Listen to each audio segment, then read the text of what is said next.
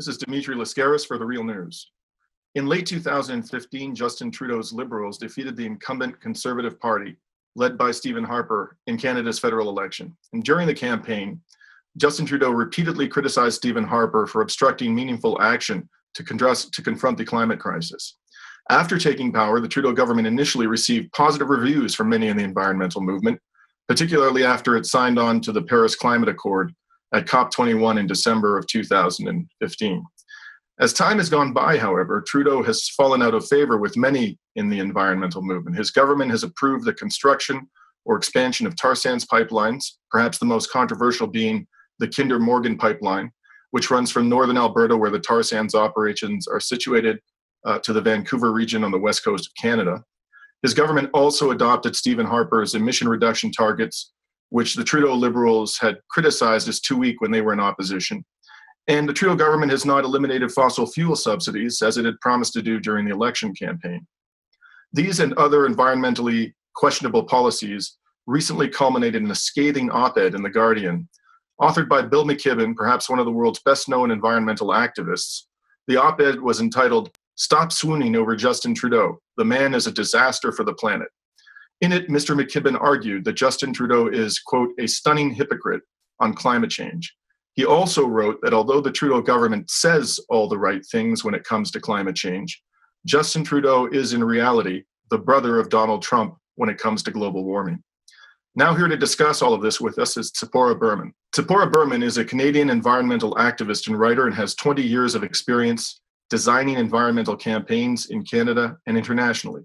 She is known for her role as the blockade coordinator for the largest civil disobedience in Canada's history in 1993.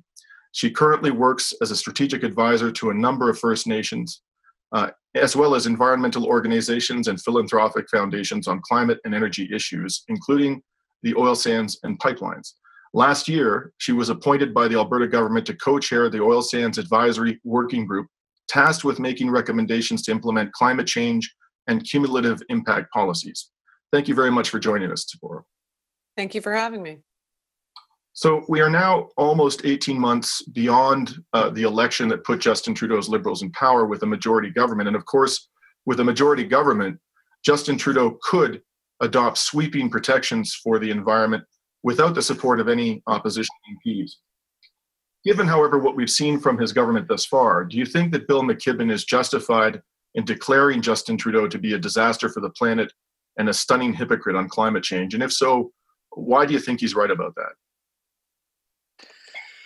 Well, I don't think that Prime Minister Trudeau is brother to Trump on climate policy. I do think that that is a step too far. Because the fact is that we have made enormous gains in the last 18 months on climate policy in Canada. In fact, we've probably made more gains in the last 18 months on climate policy than we have in the last 10 years in Canada. So the reason I'm saying that is because the Trudeau government introduced a pan-Canadian climate plan. And that plan includes a national price on carbon, so a carbon tax across the country. It includes a complete coal phase out. It includes national clean fuel standards for the auto industry, zero emission building codes, and also methane regulations. So in terms of climate policy, it's impressive climate policy. But where Bill's right is that it's not enough. It doesn't, it certainly doesn't align us with our ambition of staying well below 2 degrees. And there's still a big gap. And you were right in your introduction where you talked about this being Harper's targets. So what Canada has started to do is put in place the building blocks to create climate policy, which we really didn't have before at all. But the fact is that we're trying to align with targets that are incredibly weak. And in fact, we don't even have a climate plan yet that meets those targets. So we haven't done enough. The other big issue that Bill was right in talking about is the fact that we're not in Canada aligning our decisions on big energy infrastructure, whether that be pipelines or, for example, huge LNG projects, which the federal government has also approved, on the west coast of Canada, these energy projects don't align with our long-term goals. And so we're locking in more oil and gas supply than the world can manage. And that is inconsistent with our climate policy. But I think we're seeing that in pretty much every developed country in the world. And I think that it is not only a problem for Canada, it's a problem for climate policy writ large. Norway is doing the same thing. So our climate policy globally is designed around, putting in demand side policies so that, the markets will constrain supply, but it's not happening quick enough. And as long as we're going to build out big fossil fuel projects like the Kinder Morgan pipeline or Petronas LNG or even offshore drilling off Norway or other countries, then we're going to put too much carbon into the world. And if we're trying to constrain fossil fuel expansion so that we keep 2/3 of the remaining fossil fuels in the ground, which Bill is right, is going to be necessary to achieve a climate safe world, then we're near that in Canada. You talked about carbon. I want to talk to you about briefly about a much more powerful greenhouse gas, methane. In January 2015, President Obama announced a plan to slash methane emissions from the U.S. oil and gas sector between 40 and 45% over 2012 levels by 2025. And Canada agreed to match that in March 2016 when Prime Minister Trudeau had a state visit to Washington. But about a month ago, US President Donald Trump signed an executive order that delays matching American commitments to methane cuts.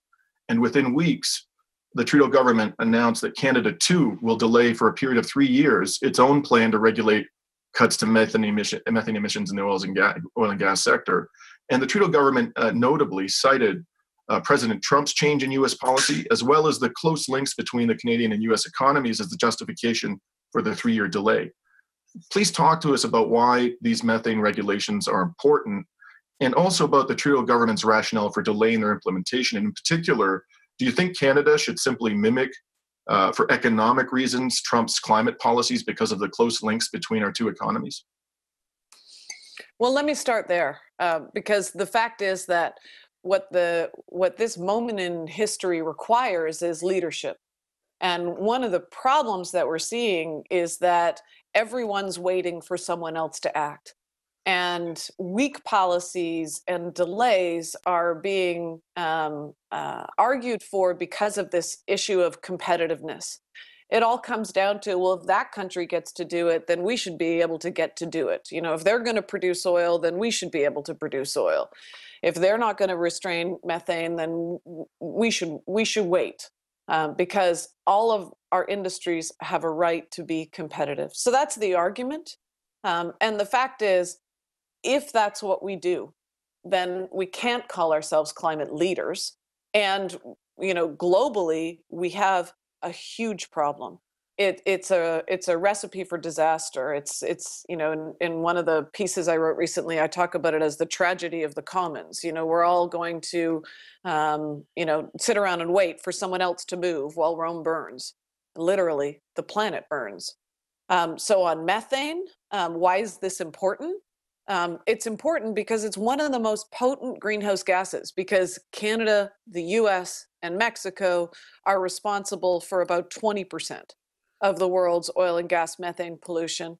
It's also critical because this is one of the easiest areas to act on. We know how to do this. We have the technology to do it. And many important studies have shown that it's cost effective, that it's possible to reduce methane pollution 45% by 2025, which is what Obama agreed to, which is what Trudeau agreed to.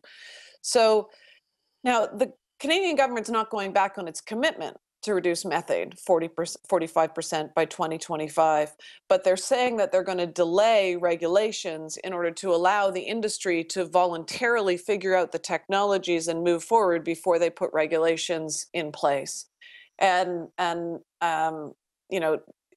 fact is that therefore what we're saying is we're going to trust the industry to do it. Well, that's absurd given their record. A report came out yesterday by Environmental Defence Canada that shows that methane pollution in Alberta is 2.5 times greater than what industry has been reporting. So it's a huge problem. It's a growing problem. It's a fixable problem, and we shouldn't be waiting. Now, at the outset of our interview, I mentioned that you were appointed in 2016 to serve on the Alberta government's oil sands advisory panel. And that government, led by the NDP's Rachel Notley, is enthusiastically supportive, as I'm sure you know all too well, of pipeline projects like Kinder Morgan and Line 3. But when the Trudeau government announced its approval of these projects last year, you came out against them quite vigorously. And as a result of your opposition, Alberta's opposition parties, particularly the right-wing Wildrose Party, argued that you should be removed from the oil sands advisory panel. But Rachel Notley, interestingly, declined to remove you. Given her government's support, though, for new tar sands pipelines, what realistically do you think that somebody with your environmental credentials can achieve as a member of that panel? What we're doing on the oil sands panel is trying to put in place recommendations to the Premier's office on how to implement the existing climate plan. So again, it's very similar to what's happening nationally in Canada. The Alberta government put in place a climate plan that, for the first time, Alberta acknowledges the importance of constraining emissions from the oil sands.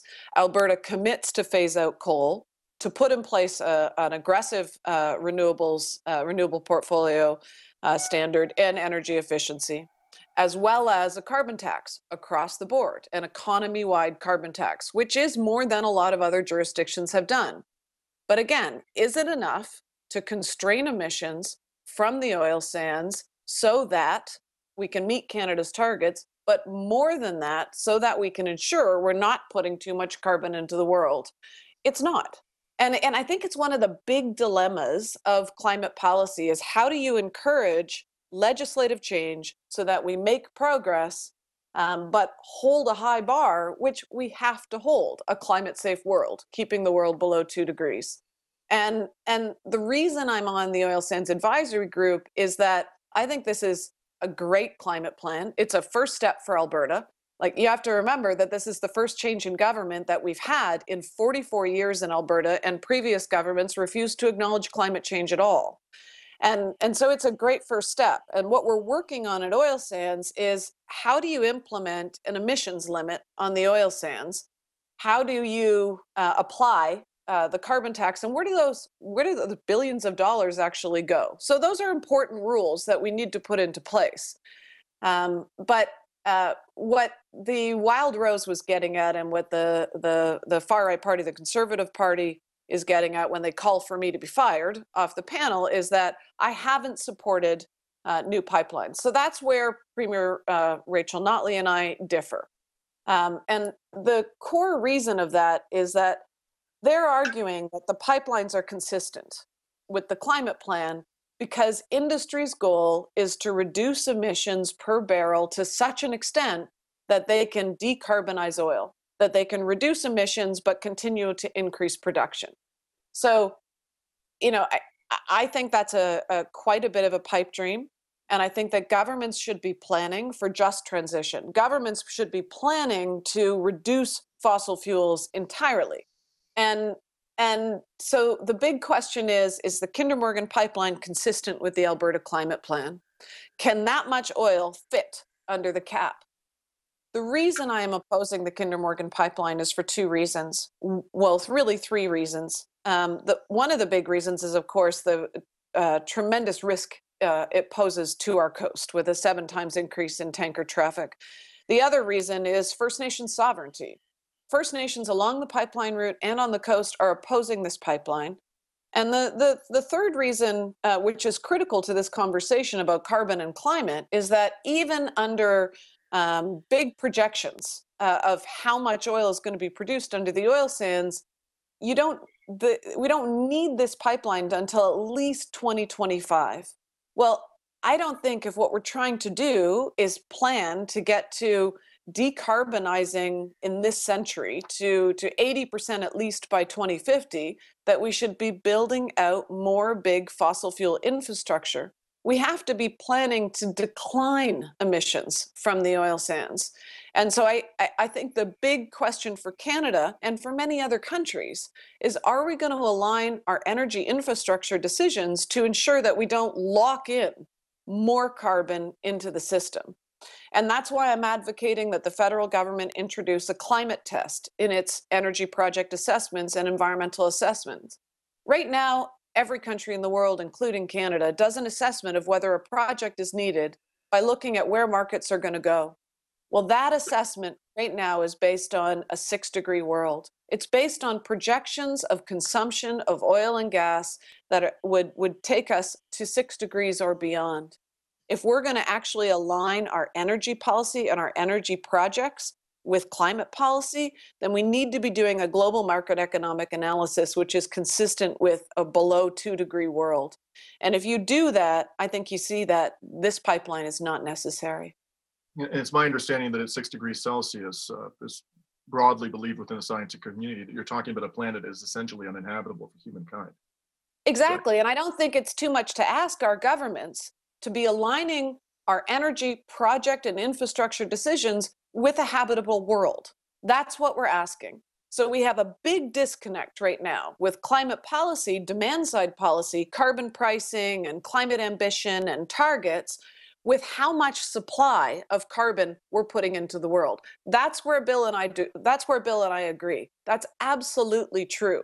Now, does that mean that we shouldn't do all the climate policy that is being proposed and we shouldn't acknowledge when government does that? I don't think so. I think what the Canadian government is doing on climate policy and what the Alberta government is doing on climate policy is necessary, is good. And in the case of Premier Rachel Notley, I think it's pretty courageous. But the fact is, it's not enough. We can't stop there, and we don't have time to wait and watch and see if other jurisdictions are going to catch up. If a country like Canada, that is a wealthy country, that is a democracy, can't get this right, then how can we expect other places in the world to get it right? Well, a lot of people, I think, who essentially agree with your message are going to be convening in Washington this weekend at the People's Climate March, and in many other cities around the world, we hope. We'll be there at the Real News covering the climate march. I don't know, Tzeporah, if you're going to be in the vicinity, but if you are, I hope we'll have the opportunity to talk to you. And we very much appreciate you speaking to us today about Canada's climate policies. Thank you. Thank you so much. And I appreciate all those who are marching in Washington and around the world, because that's what we need. We need our decision makers to see that we care and to see that this is a priority. Thank you. And this is Dimitri Lascaris for the Real News.